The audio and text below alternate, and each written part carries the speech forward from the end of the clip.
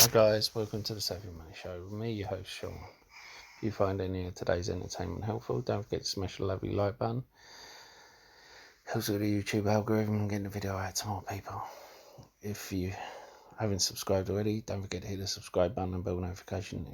You'll be notified when a new video gets uploaded. If you have subscribed, thank you so much. And thank you for giving up your precious time to watch this video. I know you could have chosen any number of videos out there.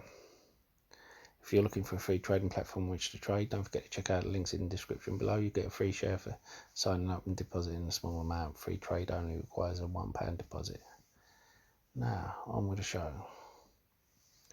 We're discussing Robinhood traders. And this still cracks me up. But let's hope this video doesn't get deleted like the first one, because I've done two videos. First one got deleted. I don't know if someone reported it or if YouTube algorithm was mucked up by me speaking about it for certain companies. But anyway, second one, I said we should lay off Robinhood investors because they're young, they're learning.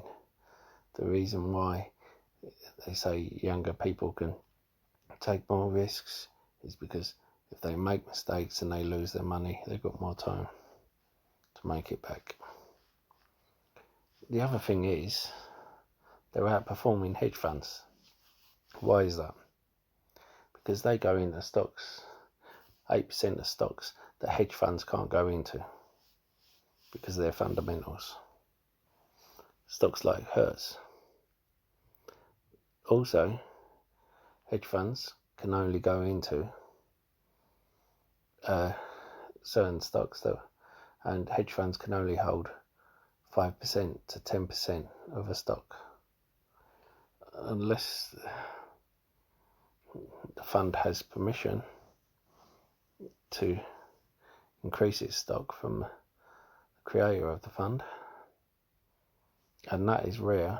They're supposed to keep it to below 5%. They need permission to make it to 10%.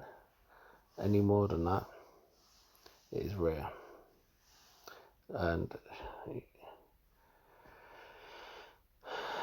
you may see it with like ARK Invest, where they will be given a special permission to go 1% to 2% over, but it's rare. Whereas, say, a Robinhood investor wanted to go all in on Hertz when it was 35 cents a share, and when it went up 400%, they cashed in. Or even if a Robinhood investor wanted to go all in on Apple, a fund manager couldn't.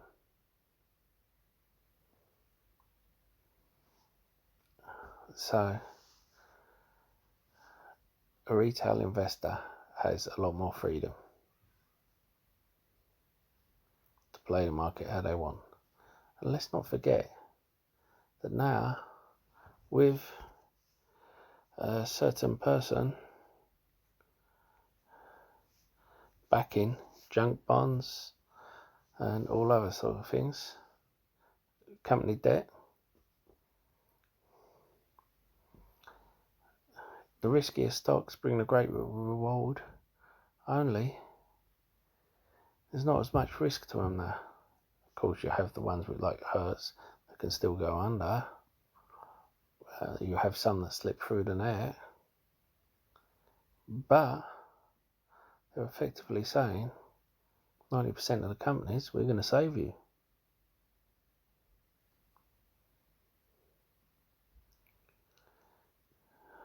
Now, so if you wanted to take a risk in the stock market, now is the time.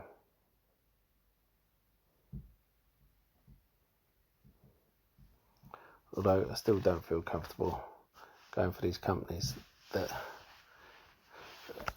have so much.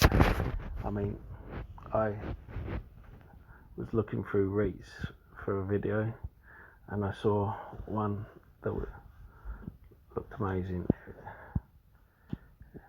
It had a mortgage-backed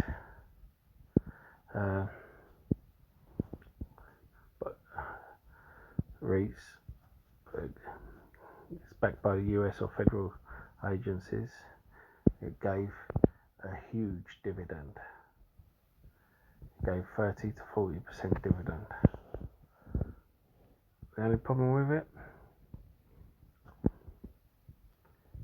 had billions worth of debt. And people would say to me, buy it, keep it for a couple of years, 2-3 years, pay for itself, you got a profit. But that kind of risk with all that debt for a company that brings in 960 million, it's just, even today, the most I would ever consider with something like that is holding it through the dividend and then selling it on.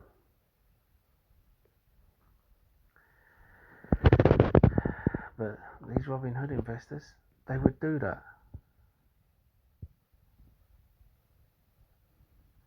I mean, they went.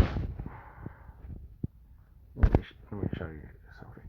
I won't go and do this, but I think I should.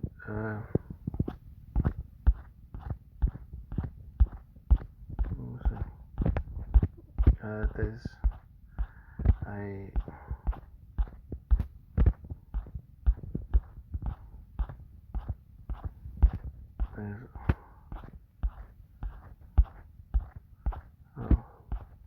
not there anymore. Oh well, never mind.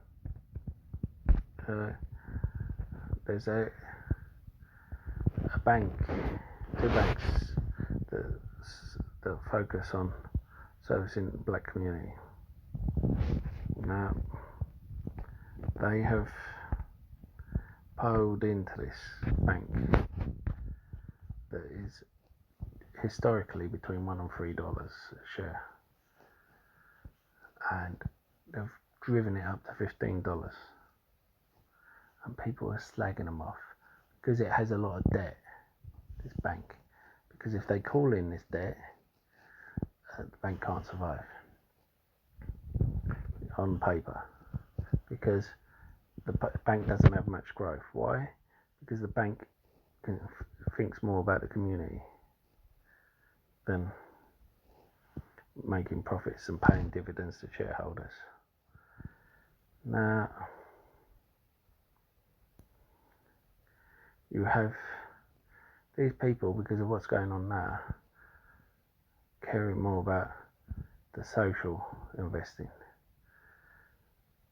And you've got people saying, yeah, but what happens when this trend is over about Black Lives Matter? I'm thinking, well, people are always going to, hopefully people are always going to be caring about that Black Lives Matter. People are always going to be caring that any life matters. But this could turn out to be a genius move, purely because I don't think at this stage anyone's going to foreclose on a bank that solely focuses on servicing the black community. As well as that, as we know, a lot of companies have had to revamp their social platforms, their social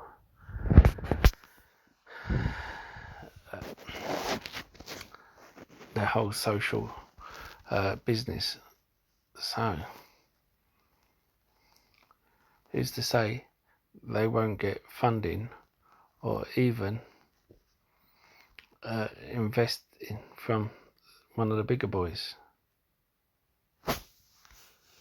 Who's to say that they won't get catapulted into the big time because of this? And this could be another genius move. Why? Because the riskiest stocks bring more reward, and these new investors who, to us, it may seem a crazy move, but they are taking the risky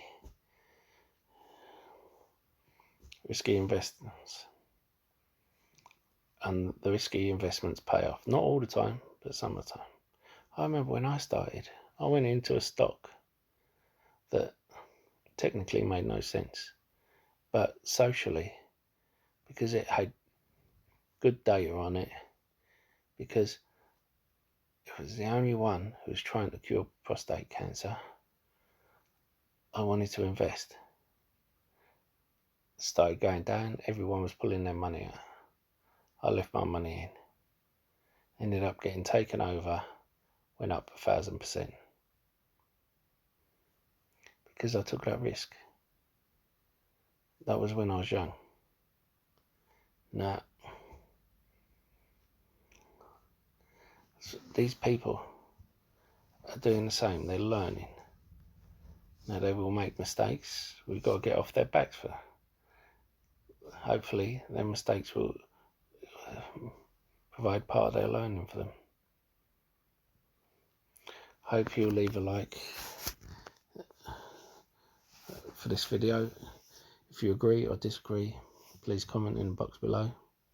If you haven't subscribed, please subscribe, and I'll see you in the next video. Goodbye.